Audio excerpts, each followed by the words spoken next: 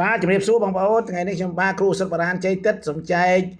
រំលែកនៅរុក្ខជាតិផ្សេងហើយថ្ងៃនេះខ្ញុំចែករំលែកនៅសត្វរៃតែម្ដងបងប្អូនណាហើយសត្វរៃនេះតើតើនឹងសិទ្ធិបារានខ្មែរយើងកបនឹងជំងឺច្រើនដូចជាគ្រុនផ្ដាសាយលៀកអំពងករ៉ាំរៃអញ្ចឹងណាបងប្អូនហើយដើម្បីកុំឲ្យខាតពេលវេលាយូរសូមបងប្អូនអញ្ជើញទស្សនាវីដេអូរបស់ខ្ញុំបាទដូចតទៅសូមអញ្ជើញបងប្អូនបាទជំរាបសួរថ្ងៃនេះរៀងប្លែកបន្តិចបងប្អូនខ្ញុំដើរតែឃើញនៅសួននៅសុទ្ធកម្ពុជាយើងនៅគិរីរំបងប្អូនហើយ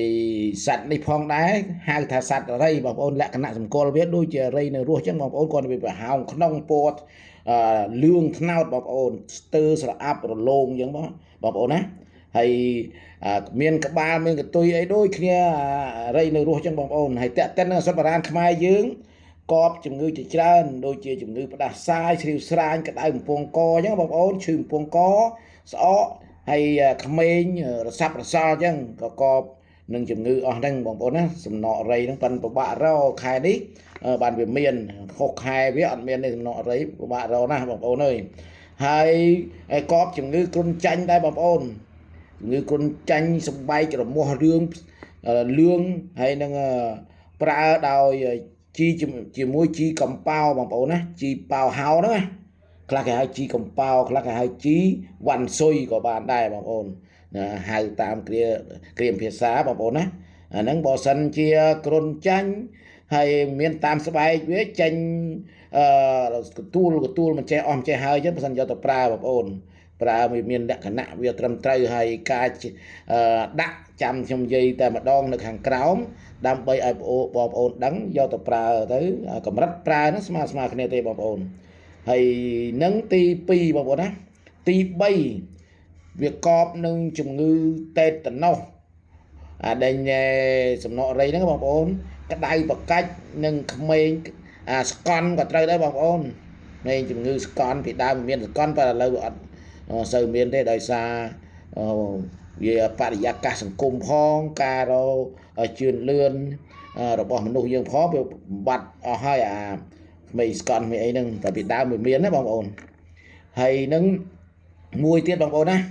ដូចជាឈឺភ្នែកក្រហមភ្នែកអញ្ចឹងណាហើយក្តៅភ្នែកឡើងបាយភ្នែកឡើងបាយក៏កបដែរសំណក់រៃនេះបងប្អូនយកទៅប្រើទៅមិនខុសបំណងទេប្រកែប៉ុនពិបាករកបន្តិចហើយរកបានតែខែហ្នឹងហើយខ្ញុំអំបាញ់មិញនេះខ្ញុំបានប្រហែលជាមួយកូនកែវយកផ្សំឱសថប៉ុនលោកគ្រូអ្នកគ្រូទាំងអស់គ្នាហ្នឹង3 4នាក់ហ្នឹងផ្សំយកមកដាក់កូនកែវទុកឲ្យខ្ញុំតាំងទូទេបើសិនតែមានអ្នកជំងឺបានយកទៅប្រើបងប្អូនហើយការដាក់លាយខ្ញុំប្រាប់ឲ្យហើយទៅ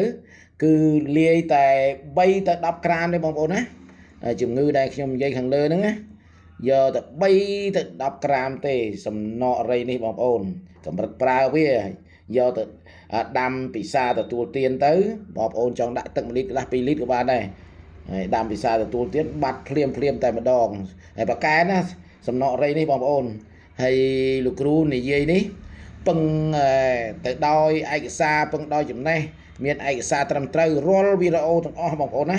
មានឯកសារត្រឹមត្រូវមិនមែនជាភូតឬក៏កុហកបងប្អូនទេខ្ញុំធ្វើបន់ធ្វើទានចែកជាធម្មទានដោយបរិសុទ្ធផ្អែកទៅលើមានឯកសារត្រឹមត្រូវបងប្អូនណាហើយបើបងប្អូនទៅមើលឯកសារឱសថបារាំងកម្ពុជាต้องទំព័រ20បងប្អូនណានឹងឃើញហើយបងប្អូនឃើញអំពីសត្វរៃហ្នឹងហើយមួយទៀតបងប្អូនបើចិនសិនជាឈឺបំពង់កខ្លាំងណានៅ